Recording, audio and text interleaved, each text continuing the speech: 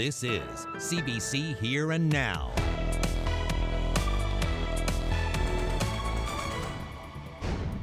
Intensive search looking for clues in the Courtney Lake case. Muskrat outcry. Protesters take to the streets of St. John's. Yes, it is summer, but you can still do this in Newfoundland and Labrador. Well, we do have some more snow-eating weather on the way for the places that still have some on the ground as temperatures rise over the next couple of days. An overall pretty good-looking forecast, and I'll have the details coming up. Good evening and welcome to a special 30-minute edition of Here and Now. We begin tonight with the continuing search for Courtney Lake. Lake was last seen on June 7th getting into a black GMC truck in Mount Pearl. On Friday, the RNC said Lake's disappearance is now considered a homicide investigation. Here and Now's Allison Sampson has the latest. I'm here just outside Torbaiman's Pond, near Cochrane's Pond along the TCH. This is where police have been searching for Courtney Lake since yesterday evening. They're now looking at it as a homicide investigation. Something led them to this area yesterday, but they haven't told us what it is. Rovers Ground Search and Rescue and the Royal Newfoundland Constabulary and their canine unit patrolled the area. They covered the entire pond, looking for anything in connection with the disappearance of the 24-year-old mother. Rovers took to the water to search below the surface. The RNC's forensic unit left the scene just before lunchtime, but so far the police aren't saying what, if anything, has been found here since the search began. Searchers are expected to remain in the area until they lose daylight. The RNC has also requested that people stay away from the scene while they are conducting the search. Allison Sampson, CBC News, on the TCH just outside St. John's. Well, with a new higher price tag for Muskrat Falls, there's new anger over the project. Dozens of people gathered in St. John's to voice their frustration. Here and Now's Peter Cowan was there. Today's Muskrat Falls protest has brought together lots of different people with lots of different opinions about Muskrat Falls. The one thing they all agree, though, is they don't like the project. Some people are looking backwards, for example. They want that forensic audit to take place so that they can better understand exactly where the billions has been spent and how this project got so over budget and so behind schedule. Other people, though, are looking forward. They're concerned about the high hydro rates that are going to come into place when Muskrat Falls comes on stream. We believe Muskrat Falls is not a viable project. It's poisoning people in Labrador, it's driving austerity in the province of Newfoundland and Labrador, it's driving people further into poverty, contributing to higher heating costs, and forcing people to choose between heating and eating. Now, one thing a lot of people here in this protest have been asking for is that the project is shut down, that it's cancelled. The challenge with that, of course, is there's already been about $8 billion spent on constructing it in Labrador. So the big question is, if we walked away from that project, who's going to pick up that tab? Danny Williams, Ed Martin. And you know, the federal government did co-sign. Well, I think co-signers, if you fail, like if you have a co-signer on your mortgage and you fail to make the payment, the co-signer has to pay. So the government can. I mean, we're in a rich country. Now, one thing that both the supporters and detractors from Muskrat Falls agree on is for that need for an audit. The big question, though, is when's it going to happen? Government has said it will happen, but it just can't happen now because it risks derailing the project further. Peter Cowan, CBC News, St. John's. Well, Labrador's Innu leaders were in Toronto on Saturday to attend a Canada Day event, but they weren't there to celebrate. Grand Chief Anastasia Cupie and Deputy Grand Chief Simeon Chakapesh were there to confront Federal Indigenous Affairs Minister Carolyn Bennett and make an emotional plea to change the foster care system, which often takes Innu children away from their community and their culture. The CBC's Ryan Cook has more. I want my son back! Oh, you don't know how much pain I'm going to carry the rest of my life. No, I do, Chief. It's been 38 days since Simeon Chakapesh lost his son to suicide. On Saturday, the Deputy Grand Chief of the Innu Nation took his grief to the federal minister. Look, this is my son. He was a healthy boy. That's him. He's gone. I know. Who's going to bring him back? It can't be just one voice doing it. The system is not bringing him back. No. Chakapesh wants Innu children to remain in their communities when going through hard times. His son Thunderheart was taken to Regina at the age of 14, a rehab for solvent abuse. At 16, he left government care, returned home, and ended his life. Bennett stood face to face with Jackapesh and made a statement. This is unacceptable that your children are being Change taken from it! you. Change it! We You are are going to change advancing this. at the table! Change it! We are going to change it. There were 265 children from Labrador in some form of foster care as of March. Many are sent long distances from home, away from their parents, their culture, and their language. And it's hurting us. We're the leaders, but yet we're the ones that go home to all the pain and suffering in our communities. This is what's happening, and yet the Prime Minister says there's money there to help the communities to build the capacity to make investments. But it's just sitting there, and it's not helping anyone. It's just sitting there. How long are we going to wait? We need change. The change is coming. There is no word yet on exactly what Bennett plans to do. Ryan Cook, CBC News, St. John's. Well, police in St. John's arrested a man who was wanted in connection with sexual assault charges in Halifax. At around 6 p.m. last evening, Royal Newfoundland Constabulary officers arrested the 45-year-old man who they say has no fixed address. Warrants for his arrest include sexual assault, unlawful confinement, and multiple assault charges. Those incidents date back to 2015. He's being held in custody in St. John's, awaiting the arrival of Halifax Regional Police officers to transport him back to Nova Scotia. Well, in other news tonight, firefighters and helicopters are still working to fight a forest fire about 40 kilometers west of Happy Valley Goose Bay. 14 firefighters and 2 choppers are there today. This morning, the fire was still classified as out of control, but 70% contained. It covers roughly 600 hectares in the Edwards Brook area. When the fire was first reported Wednesday, it was covering about 225 hectares. Well, to British Columbia now, where firefighters are trying to contain an out-of-control wildfire burning near Harrison Lake, just over 100 kilometers east of Vancouver. The fire was first reported Saturday and has tripled in size since then, burning 60 hectares of forest. BC Wildfire Service issued a notice to leave order, forcing out hundreds of campers nearby.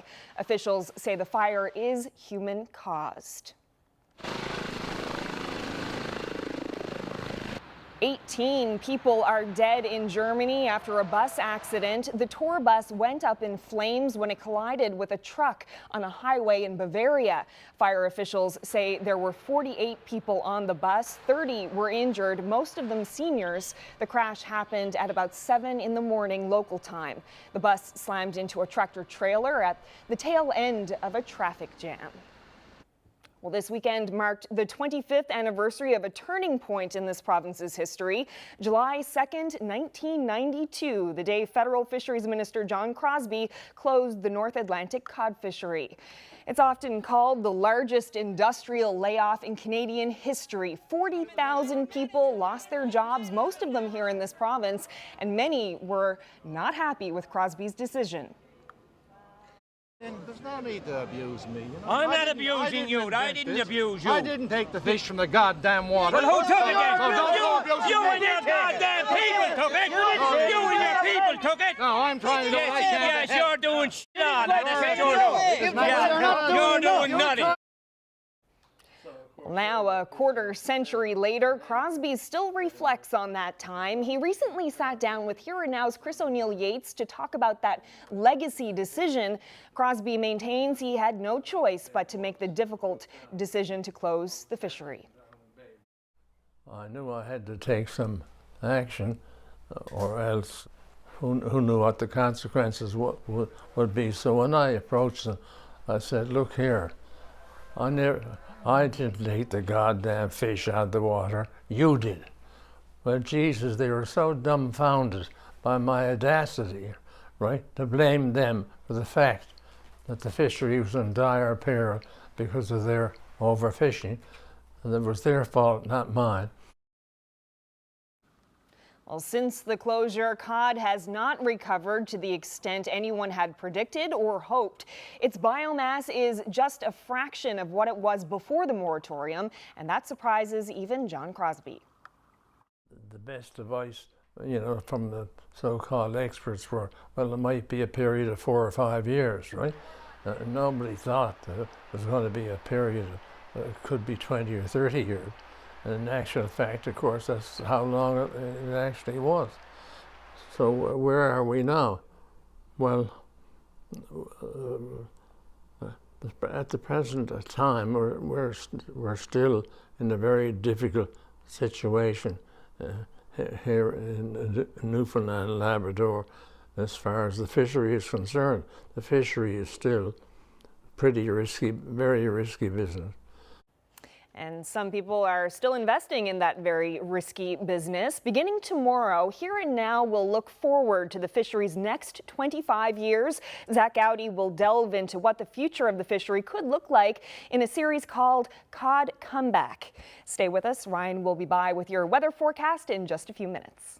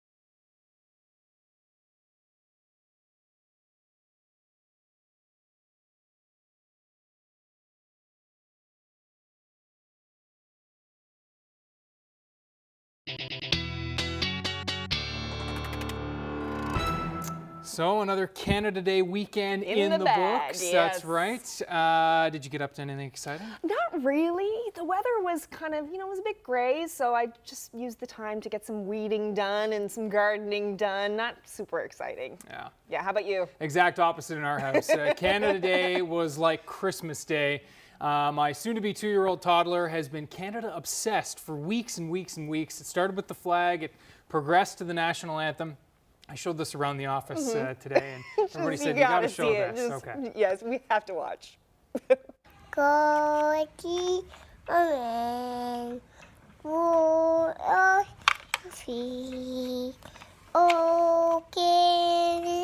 he cannot God, Orca, he cannot God, Orca. Yay! Forget America's Funniest Home Videos. That is like Canada's cutest video. Nice. That's sweet. Well, yeah, and it was nice. A change from Twinkle Twinkle Little Star, and the nursery rhymes, you started singing the national anthem. So anyway, really good. had to share that. And so we had a busy weekend. I know you kind of took it easy. Other folks did something completely different. Unexpected. Yes, I'm guessing these folks in Black Tickle, Labrador were the only ones who were sliding this weekend. Wow, can you imagine still enough snow to go sliding in Black Tickle? But it's a beautiful day, not a cloud in the sky, so at least there's that. Absolutely, you might as well take advantage of the sunshine. Yep. Temps were a little bit cool. You can see they do have coats and toques on, but yeah. It's hard to believe that there's still that much, that all the way down the hill they go. So I'm pretty sure, as I said, these folks were likely the only ones in Canada that were able to go sliding on Canada Day. Had to share that, and thanks to the folks in Black Tickle for passing that along. 25 in that region today in Mary's Harbour anyway, and you can see where we had 26 in Gander, 27 in Badger, 24 in St. John's, 23 in Corner Brook. Cooler temps over western parts of Labrador towards the north coast, and that is thanks to our next system, which is sliding in slowly but surely from the west. And again, current temperatures still cooler here with those showers as well. We've been seeing some showers fire up over the interior parts of Newfoundland right now as well over the last couple of hours. And slowly but surely, those will work out to the northeast, and we'll see a bit of a clearing trend through the overnight. But this disturbance over Labrador, that's going to be the main weather player over the next 24 hours or so, and we'll show you how this tracks out. First, I want to show you the latest radar. If you are headed out Gander into some of these heavier downpours, not seeing any lightning strikes with this, but it's not out of the question. So do keep your eye on the sky and listen for a rumble of thunder. Remember, if the thunder roars, head indoors. And this is the line you can see working through Labrador, that as we move through tonight, that will sink into the northern peninsula and western parts of Newfoundland for tomorrow morning. So that's where our shower risk will be to start your Tuesday. Note that temperatures are going to be a little on the mild side to start here. 12 degrees in St. Anthony. Temperatures will actually fall for the northern peninsula with that northerly wind kicking in as we move throughout the day tomorrow. And the winds will shift to northerly, and so it's a high of 8 or 9 degrees into the afternoon for St. Anthony. There's that line moving across the island. It's a shift to northerly winds late afternoon with that line coming through. So not ruling out a rumble of thunder here for tomorrow as well. Gander, Twillingate, Grand Falls, Windsor, perhaps as far east as Bonavista and Clarenville. Through the afternoon, but I think it's more of an evening risk for you folks in Bonavista Bay and then down towards Trinity Bay and St. John's. Corner Brook and the west coast, as I mentioned, it's a morning risk of showers and then clearing. And then for the coast of Labrador, look at those northerly winds keeping temps cool. Inland, though, we should still at least flirt with 20 degrees. So we look at the next 3 days, you can see where most of the temperatures building through Labrador over the next few days, but one of these temperatures does not belong.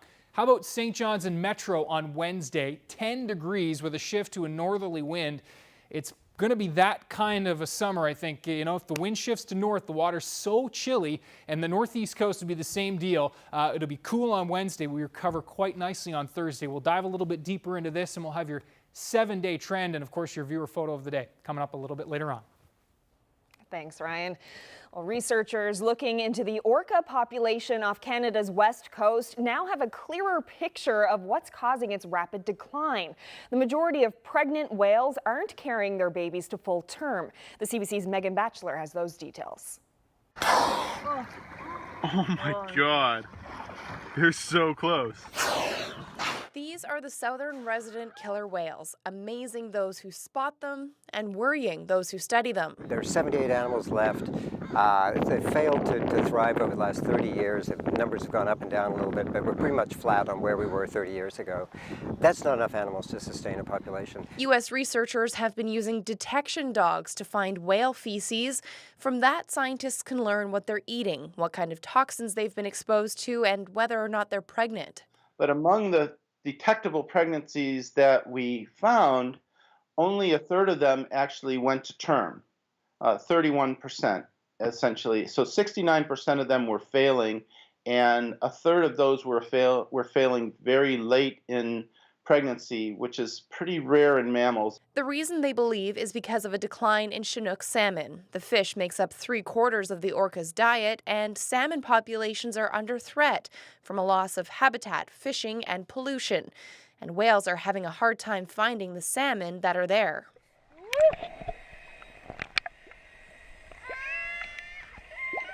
Whales use echolocation to find food. High boat traffic disrupts sound waves, and researchers are hoping this study will persuade governments to strengthen rules when it comes to ships on the water. So one thing that's going on this summer is a voluntary trial of slowing ships down. The slower ships go, the quieter they tend to be. Experts say this is not a problem nature will fix on its own, but if efforts are made to help the salmon run, that could help boost the orca population. Megan Batchelor, CBC News, Vancouver. Well, heading overseas now for most tourists, it's an essential part of a trip to London, a stop at one of the British capital's 3,600 pubs. Now, that's a lot fewer pubs than London used to have. More and more traditional bar owners are finding it hard to keep pouring pints. Thomas Degley explains why. It's been said London has a pub on every corner. Well, just about. Drawing crowds noon and night for a quick pint, or sometimes to quench a bigger thirst. I think it's definitely an English culture, like just kind of like go to the pub, like it's easy to say what you're doing, let's go to the pub.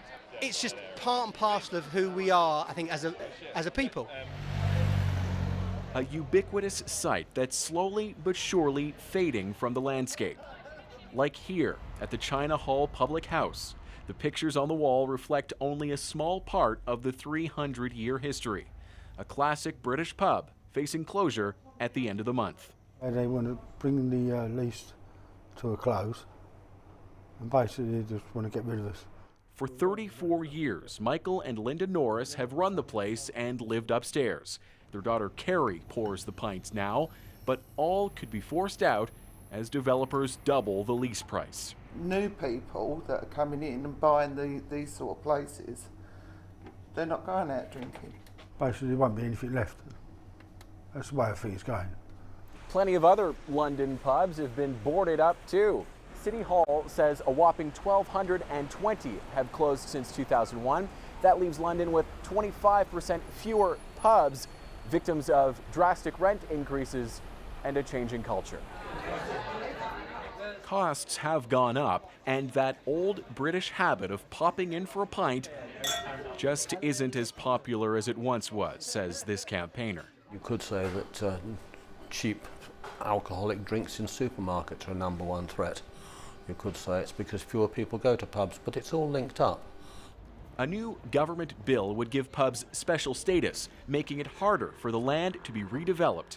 London officials are vowing to better track pub closures, acknowledging those watering holes are too iconic to lose. Along with, you know, the red buses and the black cabs. They're incredibly important for our community, and they're incredibly important in terms of culture and for our economy as well. British Land's about 5:30. Back at China Hall, a familiar face has stopped by to say hi. Patrick Ford, a regular customer turned friend. A sign of how a pub can be more than a pub, the center of a community. Obviously, all things take their progression, but this just seems to be unfair. Habits change, and so does the landscape. Soon, this place could be just another memory on the wall. Thomas Daggler, CBC News, London.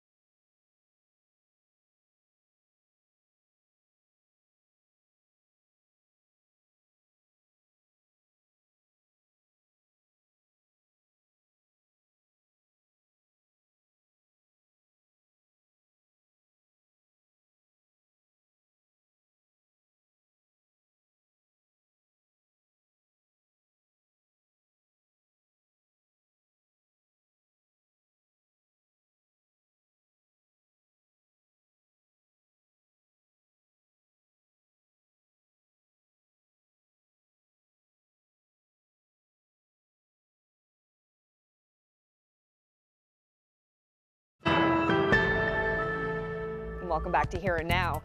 Whether it's the theme to Star Wars or Gladiator, across Canada, classical orchestras are increasingly looking to the big screen for inspiration, and these cinematic symphonies are striking a chord with fans. CBC's Eli Glasner has more.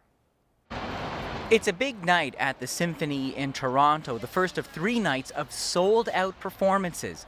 But what's bringing in fans isn't Beethoven. It's the movie music of Harry Potter. I've never seen an orchestra, so this is my first time seeing like a live symphony orchestra. Dun, dun, dun, dun, dun, dun, dun, dun, dun, dun. Justin Freer is the conductor and president of a new series of touring movie concerts. Playing the entire score live makes for a musical marathon. It's quite a feat for an orchestra to have to be on top of every beat for nearly a 3-hour period over the course of the evening. And Harry Potter is just part of a growing wave of live movie music. Thousands packed the Hollywood Bowl for La La Land in concert. In Montreal, Vancouver, and Calgary, symphonies are putting more movie music on the program. Musicians such as Larry Larson say it's about time. They're making their own Wagner opera, basically, or Strauss tone poem to these movies. It is almost the classical music of our time. Canadian composer Michael Dana wrote the music for films such as Moneyball and Capote. In the fall, the TSO will open their season by performing his score to Life of Pi. And he says these performances are keeping orchestras relevant. I think it's fantastic because it's something that is removed of kind of the snobbery, of the archaic feeling of it. And whether it's Star Wars or Harry Potter, cinematic symphonies are inspiring a new generation of music fans. Eli Glasner, CBC News, Toronto.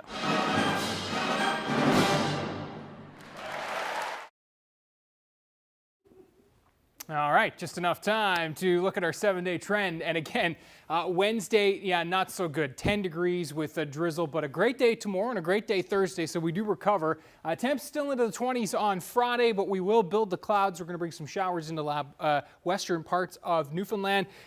Saturday, Sunday certainly have their shower chances, but the good news is we are looking at the temps hanging on into the 20s, which is always good news this time of year. And Labrador, again, pretty consistent temperature-wise, high teens for the most part into the low 20s. But again, definitely turning damper for Thursday into Friday and Saturday, and then a bit of a clear out for Sunday into Monday. We'll, of course, keep you posted through the week. Speaking of Labrador. Wow. And a beautiful shot there. And you can see with lots of fog, and this was... Okay, thanks to Colin. Yes. Before we leave you, we have to meet today's young athlete of the day. This is 11-year-old Emma Smith from Pooch Cove. Emma has been dancing with Fusion Dance Studio since she was 2 years old. Congrats, Emma. And that's it for us. Have a great night. Good night, everyone.